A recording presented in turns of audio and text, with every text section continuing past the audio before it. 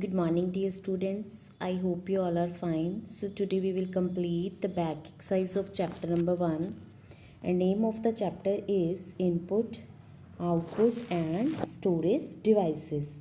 So we will complete the back exercise in our book today. So we have already learned about the input, output and storage devices. Fine. So on page number 9 you have checkpoint. So in this you have to put the tick in those boxes which are an input devices.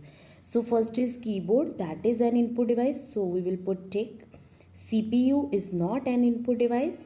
Mouse is also an input device used to enter the input to the computer.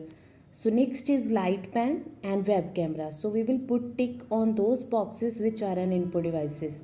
So on page number 11 again we have checkpoint. So in this we have to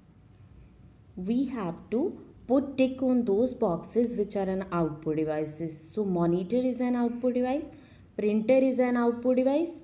So trackball is not an output device, scanner is also not an output device, headphones are an output device. So we will again put in those boxes which are an output devices. So on page number 12 we have challenge zone.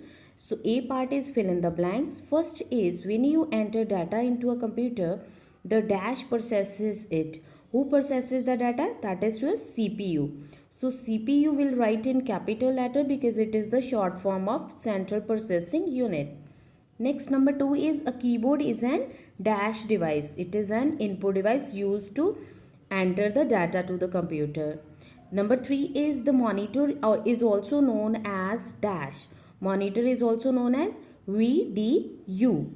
So full form of VDU is Visual Display Unit. Number 4 is a dash has a ball to move the cursor on the screen. So a trackball has a ball on it and that is used to move the cursor on the screen. Number 5 is a CD is a dash device. So CD is used to store data. So it is a storage device. Part B, answer the following questions. So first question is what are input devices and give examples. So what are input devices? So input devices are used to enter data into a computer. So example of input devices are keyboard, mouse and microphone. So we can enter data into the computer with the help of input devices. Number 2 is what is a projector? So all of you have seen projector in your classes. So a projector is used to display images and documents or anything that is in your computer. You can display that images or documents on a surface. So question number 3 is what are output devices and give examples. So output devices are used to display the output or you can say the result after processing the data. So examples are monitor, printer and headphones. Question number 4 is what is the purpose of a storage device? Name a few storage devices. Why we use storage device? Storage devices are used to store or transfer data. Why we have written here transfer data? Because we can transfer data with the help of some storage devices like CD, DVD and pen drive. So examples are hard disk, CD, DVD. Question number 5 is how is a scanner an input device? So through scanner we can scan photos or documents or anything we can scan and then those scanned copies can be transferred to a computer. That's why we called scanner an input device. So C part is match the columns. In column A you have devices are written over here and in column 2 functions are written. So we have to match the devices with its functions. First is touch screen. So touch screen is used to select object, type letters or draw pictures by touching the screen with your finger. So we will match number 1 with E part.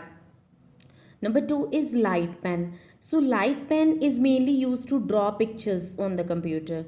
So number 2 will match with D part.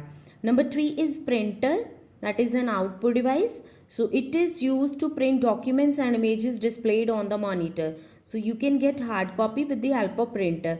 So match number 3 with A part. Next is joystick. So joystick is used to play games on a computer. So match number 4 with B part. Number 5 is pen drive, that is used to store data. So number 5 will match with the C part. Again we have part D, that is in this part we have to write down true or false. State whether the following statements are true or false. Read the statement, understand it, and then write down true or false. First one is output devices display result processed by the CPU. Yes, it is true because after processing by the CPU, output devices display the result. Next is storage devices cannot be used to transfer data. It is false. Why it is false? Because we all know that pen drive, CD and DVD, all these storage devices can store data, and these are also used to transfer data from one computer to another. Number 3 is a hard disk can store large amount of data. Yes, it is true because hard disk has the usually it has the largest storage capacity. Number 4 is headphones are used to listen to song. This is also true. Yes, we can listen to the song without disturbing others with the help of headphones. Number 5 is touchscreen cannot be used to input data. It is false because touchscreen is used to input data into the computer. With the help of touchscreen, you can select object, you can draw pictures by touching the screen with your finger. So it is false. So you have to solve the back exercise in your book. Thank you and have a nice day.